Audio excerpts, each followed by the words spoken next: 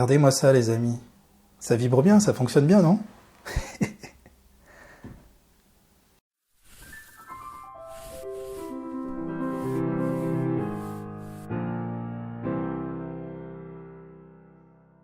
Bonjour les artistes, j'espère que vous allez bien, très content de vous retrouver pour une nouvelle vidéo. Alors aujourd'hui j'avais envie de partager quelque chose avec vous de très important pour moi. C'est-à-dire que ces derniers temps, j'ai eu un petit coup de mou. Donc là je vous montre mon plan de travail, vous allez comprendre pourquoi.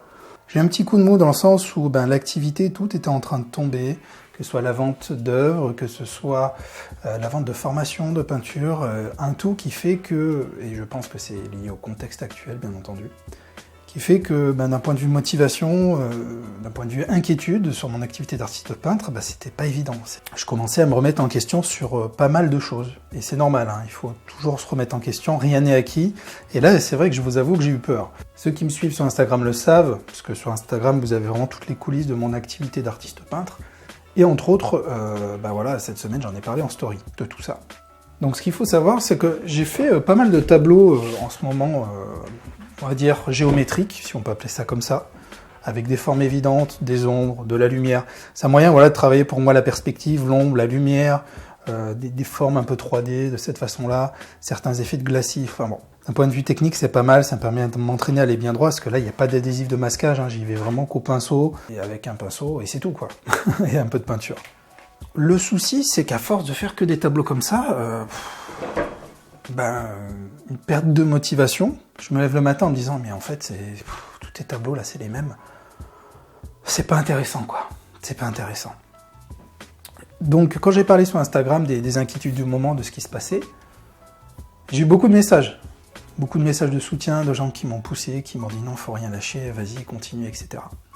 Ça m'a beaucoup motivé. Mais vraiment, ça m'a vraiment beaucoup touché. Et je me suis dit, tout de suite après, j'ai besoin de me lancer dans un tableau, qui est celui-là, dans lequel je me suis dit, je vais repartir de ce que je faisais avant.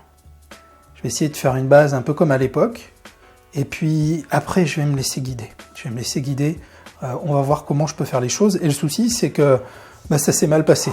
Au début, ça s'est très très mal passé, dans le sens où la peinture ne sortait pas comme je voulais, j'avais pas les bonnes teintes, pas la bonne opacité, je me suis totalement perdu sur ce tableau, et bien sûr, qu'est-ce qui s'est passé? Il arrive un moment où je prends mon pot de gesso, et je me dis, hop, je recommence tout. Dites-vous que ce tableau, j'ai failli le recommencer 3 fois. J'ai failli 3 fois mettre du gesso dessus. C'était une croûte, c'était moche, enfin en tout cas à mes yeux, ça ne fonctionnait pas, il n'y a rien qui fonctionnait. Et pourtant, et c'est là mes amis que je cherche vraiment à vous motiver, c'est qu'il ne faut surtout pas recouvrir une toile et tout de suite repartir sur autre chose. La première chose à faire, si vraiment vous commencez à vous énerver, à vous dire bon, ça fonctionne pas, et que vous commencez à jeter vos pinceaux, vous posez votre toile, mettez vos pinceaux dans l'eau, vous prenez quelques minutes, quelques heures, voire idéalement une journée de pause, voilà. Vous faites autre chose, vous revenez sur votre toile après, et là, les idées vont arriver. Là, vous allez voir que vous allez avoir plein d'idées, et vous allez forcément réussir à sauver votre tableau. Donc ici, les erreurs que j'ai pu faire m'ont fait découvrir des choses, une fois de plus. C'est ce que je vous dis depuis le début, mes amis, expérimentez. Et vous savez de toute façon que j'allais dire ça dans cette vidéo. L'expérimentation, les bonnes erreurs, allez-y, amusez-vous. Le fait de m'être éclaté à faire plein de couches de façon un peu maladroite, et un peu à l'ancienne, avec mes spalters, en brusquant un peu la toile, parce que c'était l'objectif au début de cette toile, de retourner là où je m'éclatais à l'époque, en frottant des toiles, en jetant de la peinture ou autre. Et là, finalement, on voit plein de couches de peinture. Dites-vous qu'à aucun moment dans cette toile, il y a du rouge. Je n'ai jamais mis de rouge dans cette toile.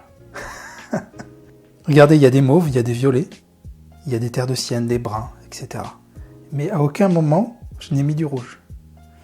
Et là, ça m'a permis de comprendre, d'aller plus loin. En fait, j'ai tout simplement pris des teintes adjacentes, c'est ce qu'on voit ici. Si vous prenez votre cercle chromatique, vous regardez, quand je dis teintes adjacentes, c'est les teintes, les couleurs qui sont les unes à côté des autres. Vous regardez, vous en prenez 2 ou 3 et vous vous amusez avec ces teintes.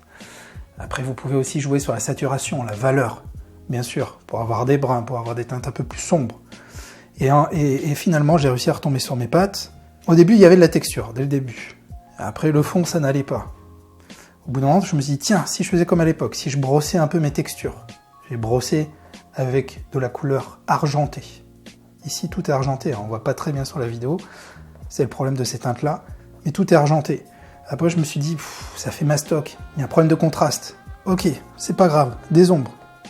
Allez, des ombres, des effets ombrés, quart de sienne, des noirs, avec pas mal de mélanges. Après, je me suis dit, c'est encore plat, ça manque de profondeur, du vignettage, mais du vignettage pas avec les couleurs habituelles. J'ai même des violets dans mon vignettage, si vous regardez bien. Regardez, il y a des teintes de violet, de mauve, de façon un peu subtile à différents endroits. Et finalement, le résultat, il vibre. Je suis super content. Je trouve que ça vibre bien. Donc tout ça, mes amis, pour dire que le tableau que je voulais abandonner, que je voulais jeter, que je voulais recommencer, mais finalement, c'est pour moi un tableau qui m'ouvre une nouvelle porte. Quand je vois ça, je me dis, mais j'ai 1000 idées pour mes prochains tableaux. Si je l'avais recouvert de gesso, ça serait jamais arrivé. Ça serait jamais arrivé. Donc vous aussi, je vous encourage, parce que j'en suis sûr que ça vous arrive, que vous soyez sur papier ou autre. Amusez-vous, expérimentez, mettez une teinte, faites des mélanges. Reprenez votre sac chromatique, essayez de voir quel type de combinaison vous pouvez faire. Commencez par soit des complémentaires ou les adjacentes. C'est le plus facile à faire. Regardez, c'est ce que j'ai fait ici. Ça reste des choses simples. Mais essayez encore et encore. Et voilà, finalement, bon là je l'ai verni, j'ai mis 2 couches, mais vous voyez, c'est que le début de quelque chose de nouveau, je pense, pour moi. Alors tout dépend de quand vous regarderez cette vidéo, mais c'est vraiment pour vous encourager que je fais cette vidéo. C'est pas pour me dire, ah regardez, j'ai fait un tableau, il est super cool, parce que je sais très bien qu'il y en a plein qui vont pas l'aimer, et que j'aurai aucun intérêt de le faire. Si je fais une fois de plus cette vidéo, c'est pour vous motiver. Vraiment, je veux vous motiver. Ne lâchez rien. Quoi qu'il se passe, que vous soyez fatigué, dépressif, exténué, que la passion n'est plus là, que la flamme ne soit plus là. Donnez-vous une chance. Sortez de votre zone de confort. Allez plus loin. Challengez-vous. Mes amis, c'est super important. Vraiment. Je suis persuadé que vous allez vous surprendre. L'expérimentation. Faites sur du papier si vous voulez, ou directement sur une toile, mais allez-y. C'est pas facile parce qu'on sait pas où on va. Mais quand ça fonctionne et qu'on fait des bonnes erreurs, c'est à mes yeux le meilleur moyen, et de loin, meilleur moyen de progresser. Vraiment. Et de trouver votre identité, votre style. Si vous aussi voulez vous lancer dans l'acrylique, dans la peinture abstraite, à ma façon, je vous invite à télécharger mon guide du matériel. Il est accompagné d'un cours entier gratuit. Donc voilà, si vous voulez commencer par un cours, il y a un cours gratuit, avec des techniques liquides de peinture. Il y a mon guide du matériel à télécharger. Il y a des mails de conseils sur les mélanges de peinture, je partage avec vous des articles, des vidéos, voilà, que vous allez recevoir par mail. Si ça vous intéresse, je vous mets le lien ici et dans la description. Et si vous sentez l'énergie que j'essaie de vous transmettre dans cette vidéo, que j'ai réussi à vous remotiver, un petit pouce levé, s'il vous plaît, mes amis. Et merci de mettre aussi un petit commentaire, partagez avec nous, parce qu'il n'y a pas que moi qui dois parler. Moi, j'ai mes techniques, mais j'ai mes façons de faire qui sont pas toujours les bonnes, hein, c'est évident. Mais je suis sûr que vous avez plein de bons conseils à transmettre à tout le monde sur comment se remotiver, comment justement pas pallier le syndrome de la toile blanche, j'aime bien l'appeler comme ça. On compte sur vous, partagez votre expérience. Tout le monde a quelque chose à dire, à partager, j'en suis certain. Donc j'ai hâte de lire vos messages. Moi, je vous souhaite une excellente journée et je vous dis à très bientôt pour une nouvelle vidéo.